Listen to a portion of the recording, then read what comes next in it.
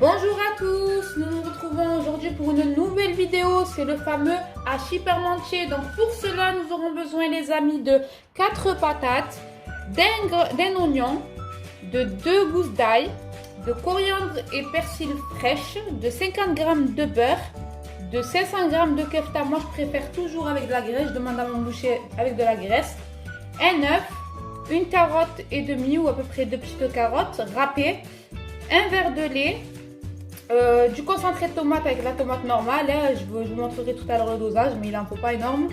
Du fromage râpé, de la mozzarella, des feuilles de laurier, c'est pas obligatoire mais ça donne bon goût. Du sel, du poivre, herbes de Provence, huile d'olive et huile normale. Allez, nous nous retrouvons de suite pour la préparation. Je vais commencer par mettre mes pommes de terre. Alors, il faut très bien les cuire, comme ça va faciliter quand on va venir les écraser, ça va nous faciliter. Alors, je vais mettre mon beurre. Et après, je mettrai le persil une fois que j'ai commencé à écraser.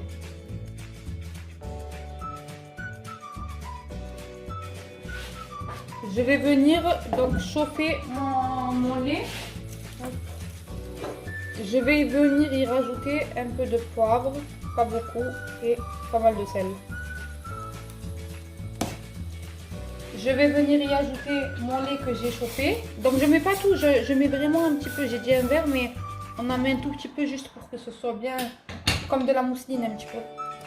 Voilà.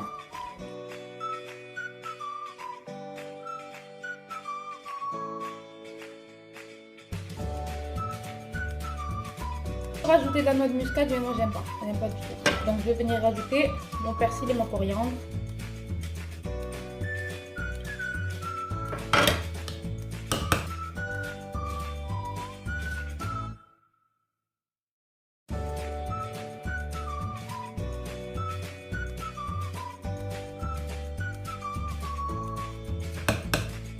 Donc voilà, je réserve dans un coin de ma cuisine ma petite purée et je vais aller préparer ma viande hachée.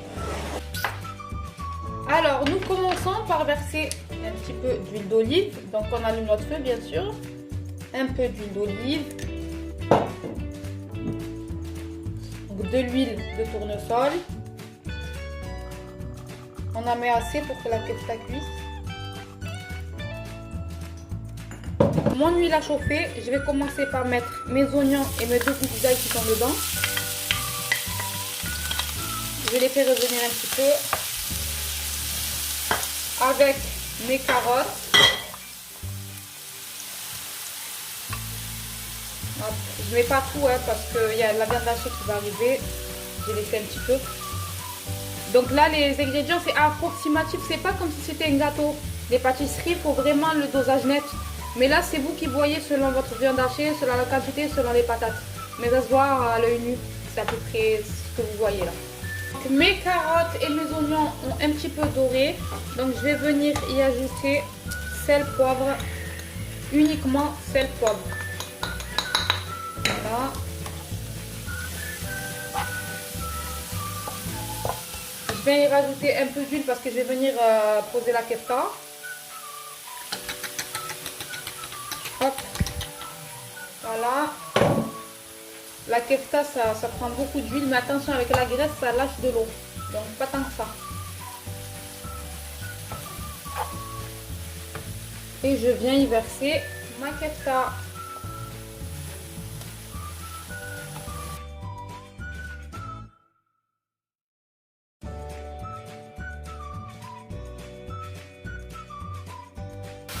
Donc, comme vous pouvez le voir, ma kefta est cuite.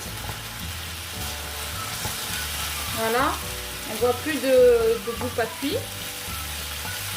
Donc vaut mieux bien la cuire avant de verser la sauce tomate. Alors, nous allons venir, moi voilà, avec à vue d'œil, et je vais en mettre pas mal, histoire de remplir. Voilà, on va vraiment remplir. Hop. Et je vais rajouter du concentré de tomate. Voilà, une cuillère et demie, donc ça fait à peu près une cuillère, donc une cuillère à soupe. Et je vais venir mélanger.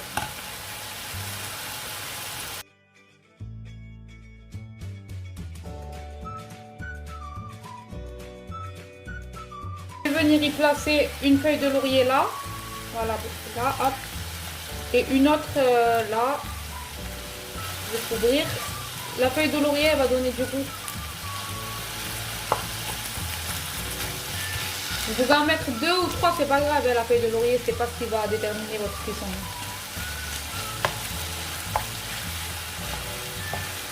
Donc vous goûtez quand même si c'est salé ou pas, parce que comme je dis, chacun son dosage.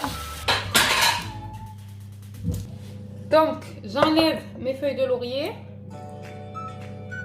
et je vais venir voilà, mettre toute ma garniture.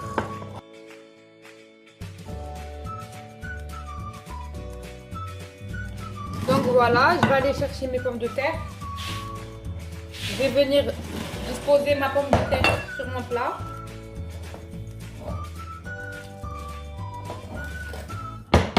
Donc si vous avez des invités, si vous voulez faire quelque chose de vraiment beau, vous disposez votre pomme de terre avec une poche à douille, c'est vraiment meilleur. Ça donne un plus beau résultat. Mais voilà, si vous n'avez pas d'invité, c'est juste pour la famille, vous ne vous cassez pas la tête, vous disposez votre pomme de terre comme ça.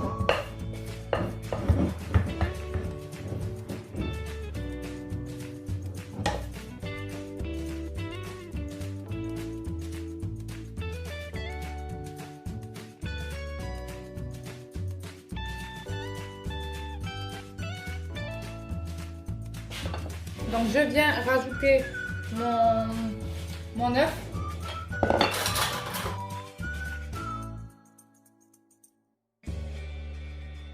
Je vais ajouter mon fromage râpé, ma mozza,